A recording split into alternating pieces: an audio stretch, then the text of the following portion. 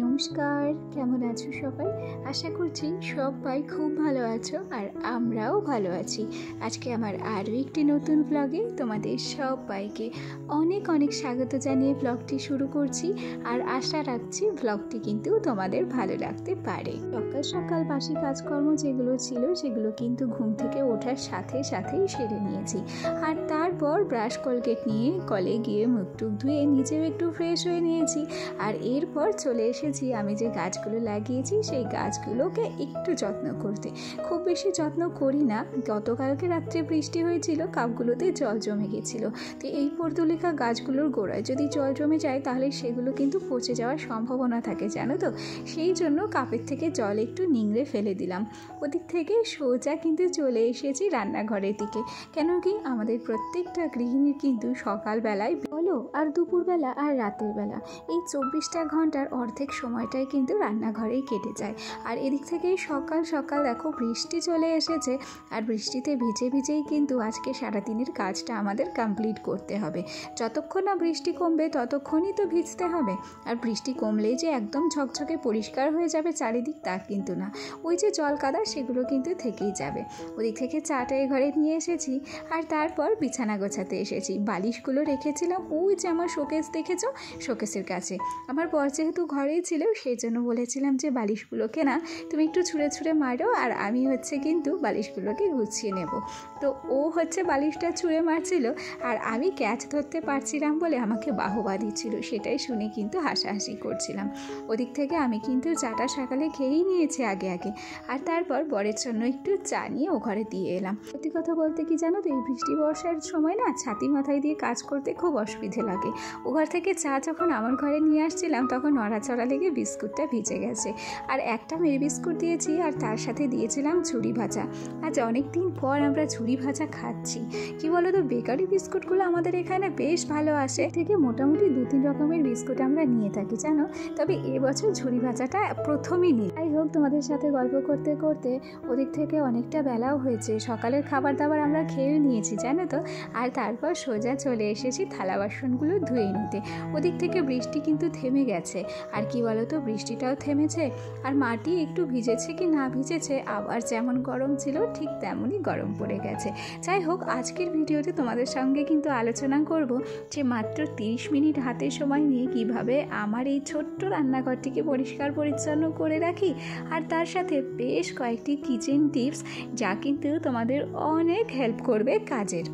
তার আগে একটা কথা বলে নিই, আমার যে সমস্ত বন্ধুরা প্রথম থেকেই আমার সাথে আছো, পাশে আছো, তোমাদেরকে অসংখ্য ধন্যবাদ জানাচ্ছি। আর আমার যে সমস্ত নতুন বন্ধুরা আজকে আমার এই ভিডিওটি প্রথম দেখছো, যদি কোনো কারণে আমার এই ছোট্ট ভিডিওটি তোমাদের ভালো লাগে তাহলে অবশ্যই করে একটা লাইক করো, একটা কমেন্ট করো। আর চাইলে আমার এই ছোট্ট পরিবারের একজন মিষ্টি সদস্য হয়ে আমার পাশে থেকে যেও। সে কথা বলতে বলতে ওদিক থেকে আলনাটাকেও আমি গুছিয়ে নিয়েছি আর হালকা করে আমার এই যে আলমারিটা সেটাকেও কিন্তু মুছে নিয়েছি।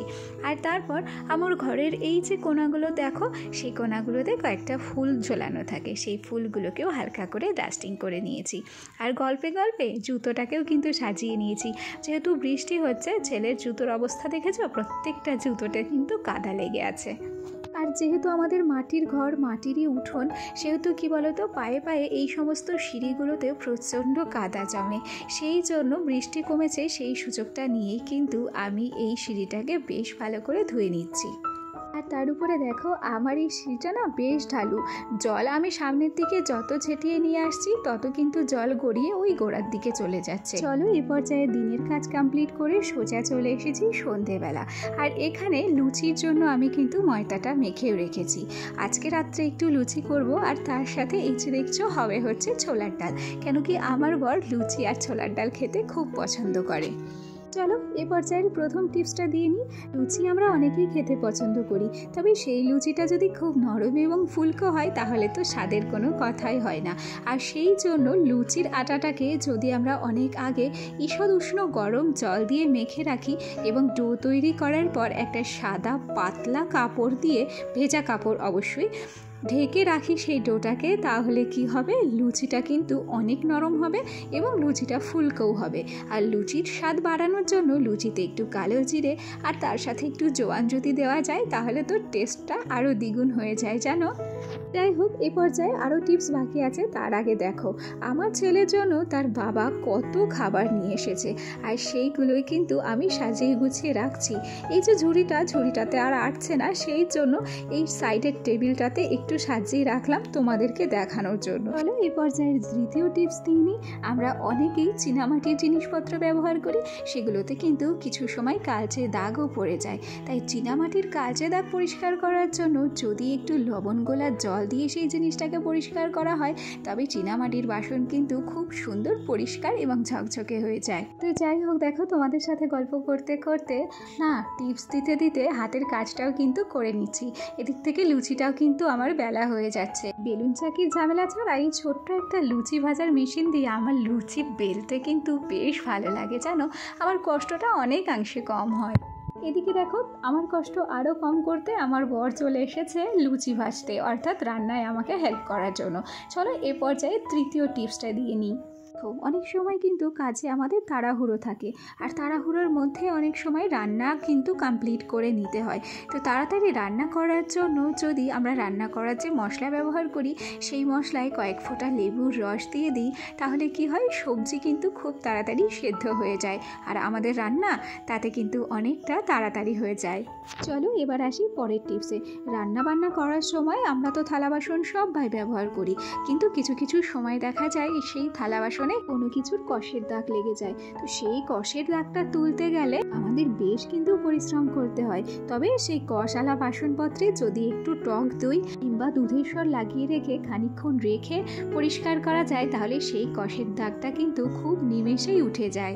এর পরের টিপসটা বলেই ফেলি বেশি দেরি না করে। দেখো আমরা কিন্তু অনেকেই ভাজাভুজি খেতে পছন্দ করি। তো কড়াইতে আমরা যখন ভাজাভুজি করি, সেই ভাজাভুজির তেলে যদি সামান্য পরিমাণ লবণ ছিটিয়ে দিই, তাহলে দেখা যায় কি তেল ছিটে কিন্তু আমাদের গায়ে এসে ক্ষতি হওয়ার সম্ভাবনা থাকে না জানো। এরপর রইল সবচেয়ে গুরুত্বপূর্ণ টিপস। রান্নার পর রান্নার গ্যাসের আশপাশ, তারপর গ্যাসের পাশে যেসব কৌটো কাউটাগুলো থাকে, সেগুলো যদি রান্না করার পর কিছুটা সময় হাতে নিয়ে একটু কষ্ট করে ভেজা কাপড়ের সাহায্যে মুছে রাখতে পারি, তাহলে পরের দিনের জন্য আমাদের খাটনি, আমাদের পরিশ্রম কিন্তু অনেকটা কমে যায়। এই সমস্ত কৌটো কাউটাগুলোতে কিন্তু খুব সহজে তাহলে তেল ছিটেও পড়ে না। পরিষ্কার পরিচ্ছন্নতা তো সব সময় নিজের কাছে, আর আমি আমার এই ছোট্ট ভাঙাচোরা রান্নাঘরটাকে সব সময় এইভাবেই পরিষ্কার পরিচ্ছন্ন করে রাখি। রান্নার পর মোটামুটি 15-20 মিনিট হাতে সময় দিলেই কাজগুলো কিন্তু চটজলদি করে নিতে পারি জানো তো। এই পর্যায়ে তোমাদের সাথে গল্প করতে করতে কত কাজ করে ফেলেছি। ওদিক থেকে লুচি ভাজা হয়ে গেছে, তরকারি রান্না হয়ে গেছে, ওদিক থেকে গ্যাসের আশপাশগুলো সমস্তটা পরিষ্কার পরিচ্ছন্ন করে নিয়েছি। আর এরপর রান্নাঘরের আরও প্রয়োজনীয় জিনিসপত্র, চামচ থেকে শুরু করে ছুরি কাঁচি, খুন্তি, হাতা এটাতে রাখি, এটাকেও কিন্তু আমি বেশ পরিষ্কার করে গুছিয়ে নিয়েছি। আর তারপর এই যে আমার মিট কেসটা দেখছো, এটাকেও কিন্তু পরিষ্কার করে নিচ্ছি। আর সেই সাথে সাথে দেখো আমার মিট কেসের ভেতরটাও কিন্তু আমি সব সময় এইরকমই পরিষ্কার পরিচ্ছন্ন করে রাখি। তো চলো আমার আজকের ভিডিওটি তোমাদের কেমন লাগলো কমেন্ট করে জানাতে ভুলো না, কেন কি তোমাদের ছোট্ট একটা লাইক আর তোমাদের মিষ্টি একটা কমেন্ট আমাকে কিন্তু আরও উৎসাহিত করে নতুন নতুন ভিডিও তৈরি করার জন্য। আর এই মুহূর্তে তোমাদের সামনে দেখাচ্ছি আমার গোছানো গাছানো রান্নাঘর, যেটা আমি গুছিয়েছি রাতের বেলা হাতে খুব কম পরিমাণে সময় নিয়ে। ওদিক থেকে আমার মিট কেসটাকেও তোমাদেরকে দেখিয়ে দিলাম, যেটা তোমরা অনেকেই কিন্তু পছন্দ করেছো। তো চলো এবার হচ্ছে লুচিগুলো থালে সাজিয়ে নিচ্ছি, কেন কি আমার বরকে খেতে দেবো। তাহলে আজকের ভিডিওটা এখানেই শেষ করছি। সবাই ভালো থেকো, টাটা।